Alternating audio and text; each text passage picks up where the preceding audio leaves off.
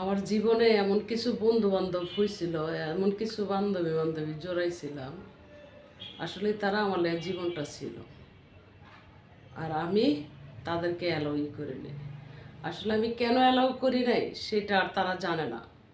যদি তারা জানতো, অবশ্যই তারা কাঁদতো, সত্যি তারা চোখের পানি ছাড়তো।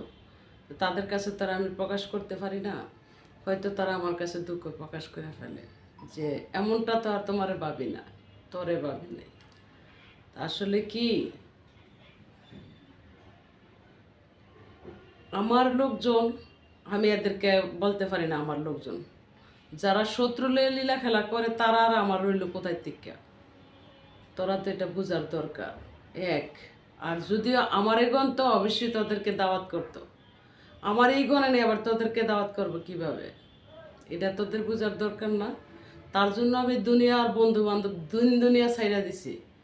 কারণ যারা ভাবতাছে আমার জন্য মান সম্মান যাবে, তারা যে আমার কতটুকু মান সম্মান শেষ করে দিছে সেটা আমি আল্লাহর কাছে বলা ছাড়া আর কারোর কাছে প্রকাশ করার মতো নয়। আর যাদের কারো কাছে প্রকাশ করার মতো মানুষ না থাকে, তাদের জীবনটার মতন দুঃখী জীবন আর দুনিয়াতে কিছু হতে পারে না।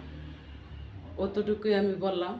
আসলে আমাকে কল দে যা দেশ, আমাকে কলমল দিস না, আমি কথা বলতে ভালো লাগে না। আমাকে তোরা যে প্রশ্নটা কর সেই প্রশ্নটার উত্তর আমি দিতে পারি না।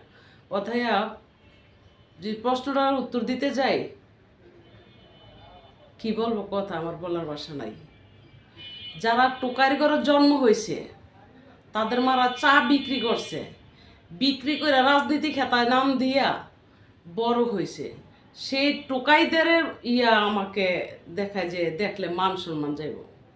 আমি কথাটা বলতে হইল, আমার বাপে যেমনই আসছিল, আমার বাইরা যেমনই আসছিল, আমার বাইরা কর্ম করে, আমি জানি ছোটোর থেকে কর্ম করে নিজের ক্ষমতায় নিজেরা চলে, কারো 10 টাকা মাইরা খায় না। আমার বাপেও কর্ম কইরা আমার ভাইদেরকে দিয়ে গেছে, আমার বাইরেও কর্ম কইরা চলে, আমি এতটুকুই বুঝি। আর যারা আমার নিয়ে, আমি সেই ঘরে জন্মেও, কিন্তু আমাকে নিয়ে যারা নানান কিছু ভাবে, তারা আমার না। তারা যারা আমার শত্রু লিয়ে লীলা খেলা করে, তারা আবার আমার আপনজন হইল কোথায় থেকে? তারা আমার আপন হতে পারে না। এক, আর দ্বিতীয় কথা হয়েছে, যারা আপন থুইয়া পর লিয়ে লীলা খেলা করে, ঘরের আপনজন থুইয়া পরের হাতে দায়িত্ব দেয়,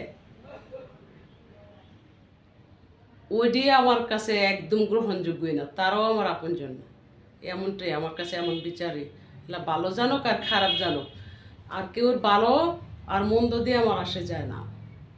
আমি বাঁচলে আমি মনে করবো যে আমার বাপের নাম বলবে যে আমার মনীষ সরকার মেয়ে। আমি না বাঁচলে কোনো নেই, আমি যা বুঝলাম। আর আমার মরণ কামনা যারা করে, আল্লাহ আমার যেদিন কেন অনেক নিবি, কিন্তু আল্লাহ আমাকে বাঁচিয়ে রাখবে কিছু কিছু বিষয় দেখার জন্য। আরে 10 টাকার জিনিস দিয়া যে অপমান আমাকে করছে, একবারে টোটাল এখন শেষ করে দিছে, আর কিছু নাই আমার কাছে। আল্লাহ আমাকে এখন নিজের ক্ষমতায় নিজে চলতে পারলে পারমু। 2 টাকার জিনিস চালাই, নিজের ক্ষমতায় কিনে চালাই, এতই দামি মনে করবো। আর পরের জিনিস দিলে, 1,00,000 টাকার জিনিস দিলেও দাম নাই। আমি বুঝলাম, হয়তো আমি চাই না, চাইলে আমার ভাইদের কাছে আমি চাইলে পাবো, অবশ্যই পাইতাম। কিন্তু কার কাছে, যাদের কাছে চাইছি তাদের মন নাই, তাই আমাকে দেয় নাই। আর যাদের মন আছে তাদের কাছে চাইলে অবশ্যই আমি পাবো। সেই জন্য আমাকে এই অপমানটি করে যাচ্ছে। আমার কষ্ট হয়। আজকে একটা কাজের মধ্যে আমাকে দাওয়াত করছে, তো একটা জিনিসের জন্য আমি সেই কোয়ালিটি মোতাবেক যাইতে পারি না, দেখে আমি যাইনি। আমার এতটা খারাপ লাগছে। তখন বললো কেন আসবি না, আমি বলছি না, আমি যাবো না। কেন তার আমি প্রকাশ করি না।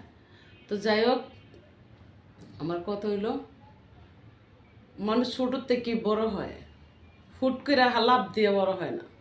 তো বড় হইতে গেলে অনেকটা পরিশ্রম হয়। 100 টাকার বড় হওয়াটা খুবই কঠিন, পরিশ্রম হয়। 100 টাকার বড় 2 দিনে হওয়া যায়, যদি আবার না থাকে 100 টাকা কোনো কাজে আসে না। তো আসলে কি, সর্বদিকে আল্লাহ আমাকে গুছাইতেছে, একটা দিকে আমার গুছানোর নাই, সেটা গুছাইতে এনাফ। যতদিন দেহ থাকবে ততদিন যদি কর্ম করে খাই, তাতে ফাফ হবে না। আকাম করে কুকাম করে খাইলে আমার ফাফ হবে। আমি 10 টাকা কামাই, 10 টাকা 8 টাকায় আমি ভিক্ষা দিই, তাইলে আমার ফাফ লাগবে কি লিয়া? খোদা হাফেজ, ভালো থাকবেন। আর তোরা আমাকে ভাবিস না, আমি তোদেরকে বলে দিই সরি যে আসলে